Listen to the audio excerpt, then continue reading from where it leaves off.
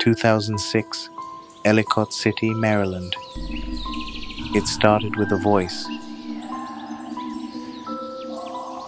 3 separate visitors to the old train station claimed they heard a woman calling from the stairwell.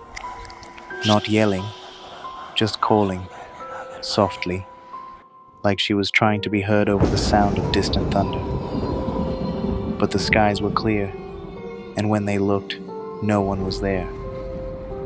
The B&O Railroad Museum in Ellicott City is a restored landmark, open to the public with exhibits and preserved artifacts.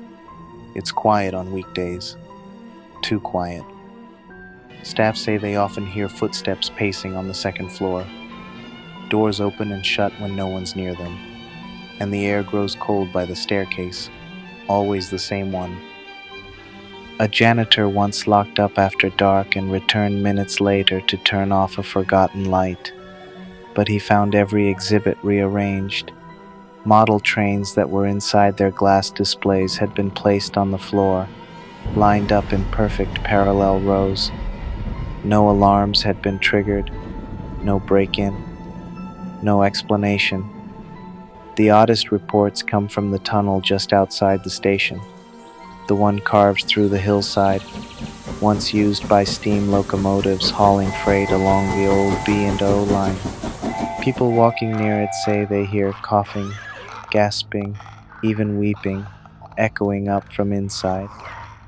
A few have fainted near the mouth of the tunnel. Some feel dizzy the moment they step close. One local said it feels like something is pushing you away. In 2013, a teen filming a paranormal vlog captured something unnerving. Just as she asked if anyone was there, the camera caught a faint silhouette.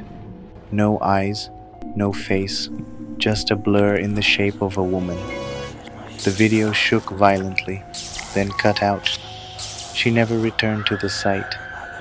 It all seemed like standard haunted lore, until researchers digging into town records found something buried deep in the town's past.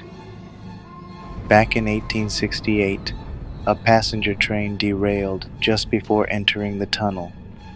A landslide had loosened the tracks. Over 30 people were killed, many of them women and children. One name stood out: Eleanor Stern, a 29-year-old nurse who had been riding with her son. Witnesses said she was thrown from the train, then ran back in to search for her boy. Neither body was ever found. Her name appears again in letters from the 1930s, written by railway workers who claimed to see a woman walking the tunnel at night, holding something in her arms. They described her as glowing faintly, always barefoot, and always looking down, as if whispering to whatever she carried. Over a century later, people still hear her voice. Some say she's calling for her child. Others believe she found him, and that what she holds in her arms is what keeps this haunting alive. But no one who's gone looking for her has ever stayed long enough to find out.